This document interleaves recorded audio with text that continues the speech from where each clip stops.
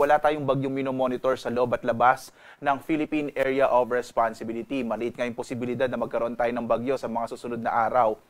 Amihan ang nakakaapekto sa Northern Luzon habang shearline. Yung shearline po banggaan ng malamig na hangin mula sa amihan at yung mainit na hangin mula sa karagatang Pasipiko na nagdudulot po ng mga pag-ulan. Particular na nga dito sa may bahagi ng Central Luzon. In particular po yung area ng yung lalawigan ng Aurora. Samantala, Intertropical Convergence Zone or ITCZ, ito po yung pagkasalubong ng hangin mula sa magkaibang hemispheres o hating globo mula sa Northern and Southern Hemispheres. Kaya po may mga kaulapan. Particular na sa may bahagi ng Palawan, Visayas, at Mindanao. Mas malaki nga yung posibilidad ng mga pag-ulan sa bahaging ito ng ating bansa. Samantala, malaki rin yung posibilidad ng mga pag-ulan sa Aurora, dulot ng shearline, habang mga mahihinang pag-ulan at kung minsan ay makatamtaman ng mga pag-ulan sa may bahagi naman ng Northern Luzon. Sa Metro Manila at nalabing bahagi ng Luzon, makakaranas naman ngayong araw medyo mainit at tanghali, pero may mga posibilidad pa rin ng mga isolated o pulupulong pag-ulan pagkilat pagkulog sa hapon hanggang sa gabi.